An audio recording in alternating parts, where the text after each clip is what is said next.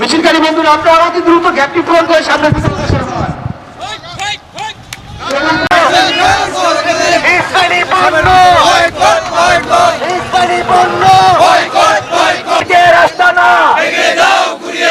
মুসলমানের হামলা কেন? ইসরায়েলের চামড়া তুলে নেব আমরা।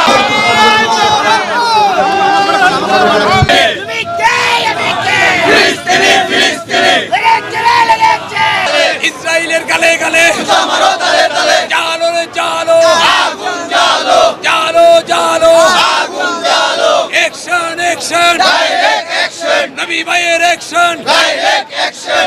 ফিলিস্তিনের গাজায় বর্বর ইসরায়েলি অগ্রাসন ও হত্যার প্রতিবাদে মানববন্ধন ও প্রতিবাদ মিছিল করে ঢাকা মহানগর বিএনপি। মহানগর দক্ষিণ বিএনপির সিনিয়র নেতৃবৃন্দ ও নেতাকর্মীরা সে সময় উপস্থিত ছিলেন।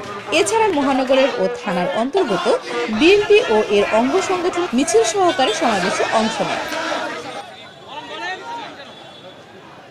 আজকে ফিলিস্তিনি ভাই বোনদের উপরে ইসরায়েলের যে বর্বর হামলা, আমরা এর তীব্র নিন্দা জানাই এবং প্রতিবাদ করি। আজকে এই ফিলিস্তিনি ভাইদের উপর যে হামলা হচ্ছে সেটা মানবতা বিরোধী অপরাধ। এই অপরাধের জাতিসংঘের মাধ্যমে বিচার হওয়া উচিত।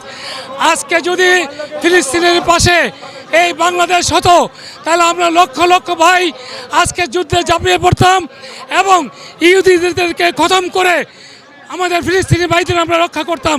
কিন্তু দুর্ভাগ্য, আমরা আজকে ফিলিস্তিন থেকে 1000 মাইল দূরে অবস্থিত।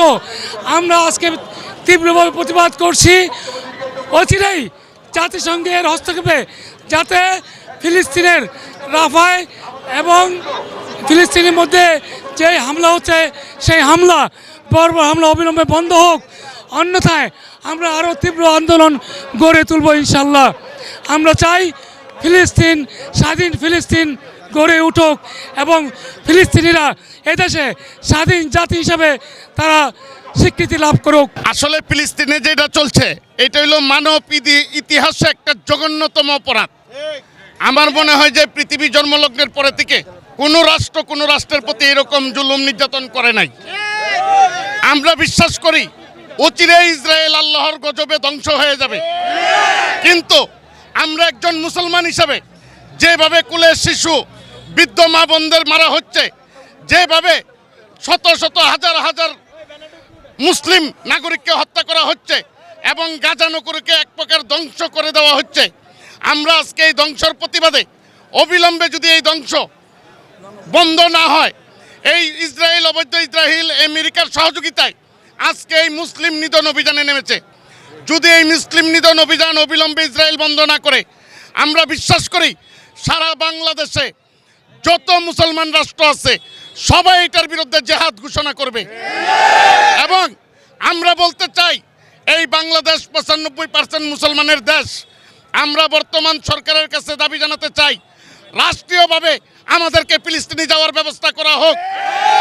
আমরা প্রত্যেকে দরকার হলে ফিলিস্তিনিদের সাথে যুদ্ধ করে শহীদ হব, আর না হলে ফিলিস্তিনি ভাই বোনদের রক্ষা করার জন্য আমরা জীবন বাজি রাখবো, যুদ্ধে অংশগ্রহণ করব।